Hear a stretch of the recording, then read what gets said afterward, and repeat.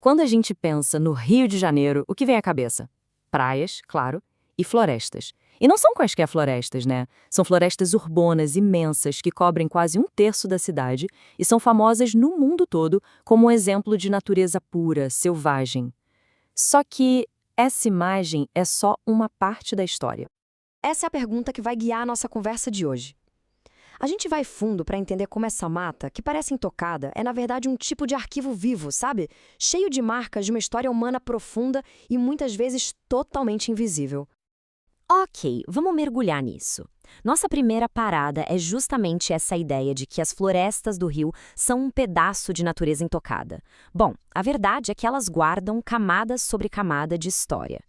O que parece ser uma floresta que sempre esteve ali, na verdade, é o resultado de uma regeneração.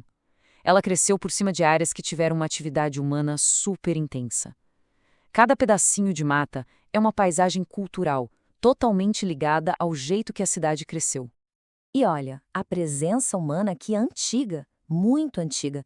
Milênios atrás, grupos de pescadores e coletores já construíam os famosos sambaquis. Depois, claro, vieram os engenhos de cana-de-açúcar. Mas existe uma outra história, bem mais recente e muito mais escondida, que realmente moldou a floresta que a gente vê hoje. É agora que a gente entra na história industrial oculta dessa floresta.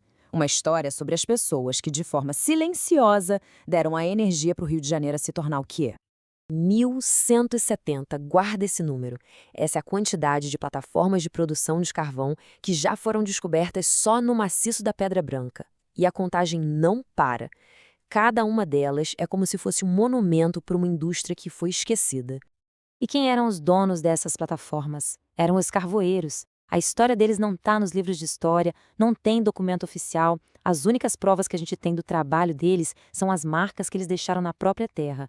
Ruínas de casas, áreas de roças antigas e, claro, essas plataformas todas. Agora, pensa na dimensão desse trabalho.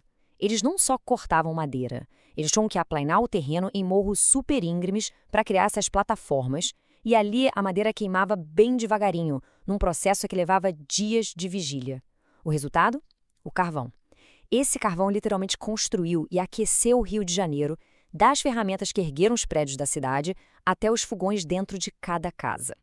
Bom, saindo desse passado industrial, vamos ver como as comunidades tradicionais que ainda vivem nessa floresta entendem e usam esse espaço hoje. Para elas, a paisagem é uma verdadeira teia de relações. Essa citação do Mia Couto, que está num dos estudos que a gente usou de base, captura essa ideia de um jeito perfeito. A ideia de que os caminhos são narrativas vivas, são conexões que criam futuro e parentesco.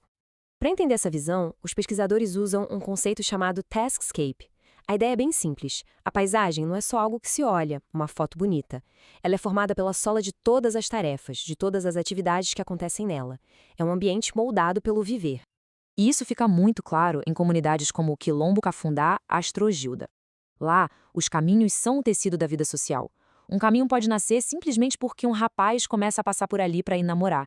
E com o tempo, aquilo vira uma estrada. Os nomes dos lugares mudam com as gerações. E o parentesco não é só de sangue. Alguém que divide a vida e o trabalho no morro se torna como parente. É lindo, né? Pois é, e é exatamente aqui que a história encontra seu maior conflito. A chegada de uma visão moderna de conservação da natureza acaba batendo de frente com esses modos de vida tradicionais que, ironicamente, foram os que moldaram a floresta. Essa linha do tempo mostra os momentos-chave. Em 74, o parque é criado e impõe regras novas. Em 2000, uma lei federal aumenta a pressão sobre os moradores. E aí, em 2014, um reconhecimento oficial dá novas ferramentas de luta para as comunidades quilombolas, formalizando um conflito que já existia na prática há décadas. Então, o ponto central é este. A gente tem duas visões de mundo em rota de colisão.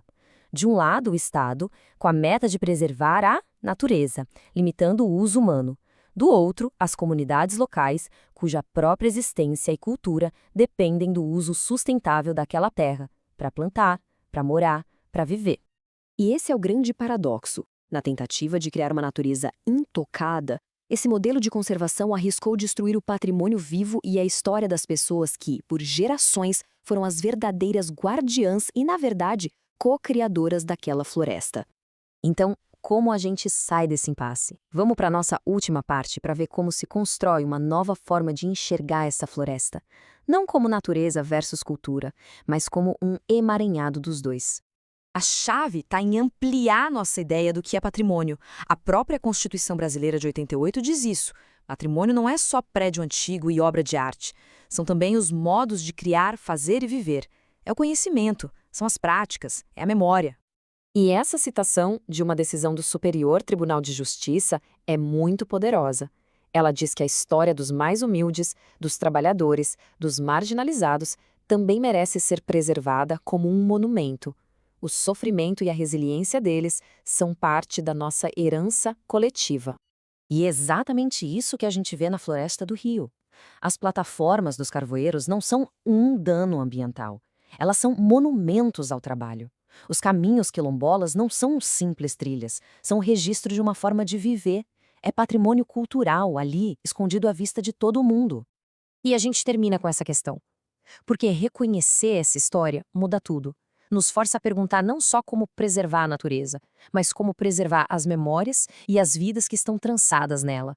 E, principalmente, quem vai ter o direito de continuar escrevendo essa história?